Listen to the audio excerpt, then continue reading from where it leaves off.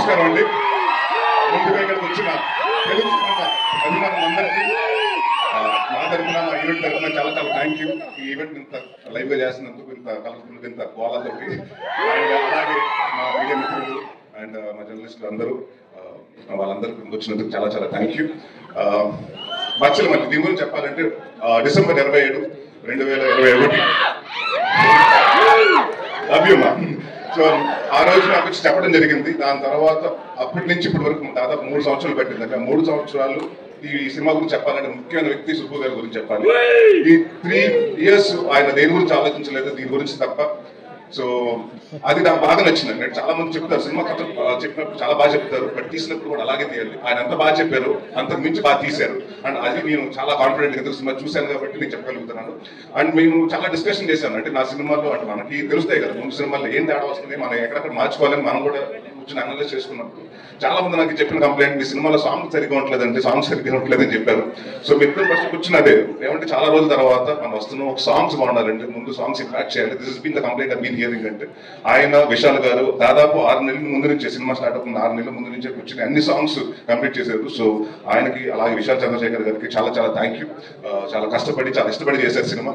And అందరూ అండి, it's not one person. అంటే జనరల్ గా ఏమంటారంటే సినిమా బాగుందంటే లక్కో లేకపోతే ఇంకోటో అని కాదండి. ఇక్కడ అందరూ టీమ్ ఎఫర్ట్. రిచర్డ్ ప్రసాద్ గారు కెమెరామెన్ గారు అలాగే ఉంటుంది, కెమెరా మా చోట ప్రసాద్ గారు ఆర్ట్ డైరెక్టర్, మన ఎడిటింగ్ అలాగే ఉంటుంది, మా బ్రహ్మగడ్లి గారు ఆర్ట్ డైరెక్టర్, ఆయన అందరూ 24 క్రాఫ్ట్స్ కలిస్తేనే సినిమా. సో ఈ సినిమాకి కాన్ఫిడెంట్ గా చెప్పగలుగుతాను. అంటే రేపు సినిమా చూసిన తర్వాత కూడా చెప్తారు, ప్రతి ఆర్టిస్ట్ గురించి మాట్లాడతారు, ప్రతి టెక్నీషియన్స్ గురించి మాట్లాడతారు. ప్రసాద్ బెహ్రా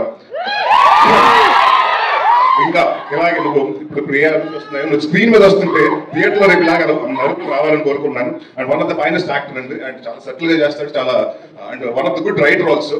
అండ్ నేను కూడా నిన్ను ఒక నెక్స్ట్ వినయ్ కిషోర్ లాగో లేకపోతే ఒక సత్య లాగో మైరాజ్ లాగో పెద్ద స్థాయిలో చూడాలి. అండ్ డెఫినెట్ గా ఐ నో 1-2 years లో డెఫినెట్ గా మాకు కూడా డేట్ లేవు, ఆ స్థాయికి బిజీ అవ్వాలని కోరుకుంటున్నాను.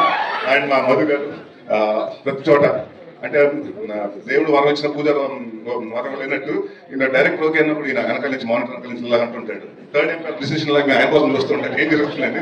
సో ప్రతిదీ అంటే ఆయనకి అంత పర్ఫెక్ట్ గా ఉండకపోతే ఆయన ఒప్పుకోడు. సో ఎప్పుడు అదే చెప్పారు కదండి, ఆయన పెద్ద గారి నుంచి అన్నింటిలో ఆయన చాలా దగ్గరగా పాత్ర చాలా పోషించారు. సో థ్యాంక్ యూ అండి.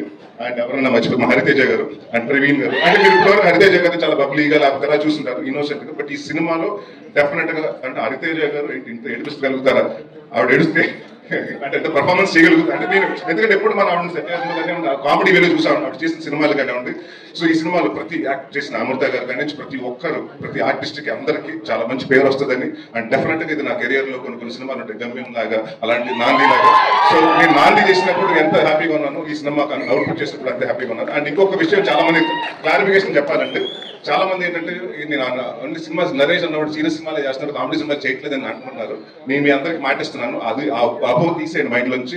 నేను కంటెంట్ ఉన్న సినిమా చేస్తాను, కామెడీ సినిమాలే చేస్తాను. ఈ 2 సినిమాలు ఏదే సినిమా చేయండి. So thank you so much. December 20వ తారీఖు మీ ముందుకు వస్తుంది. సో ఇదే ఆరంభం, ఆ రోజు థియేటర్ లో కూడా ఉంటుందని. Thank you very much.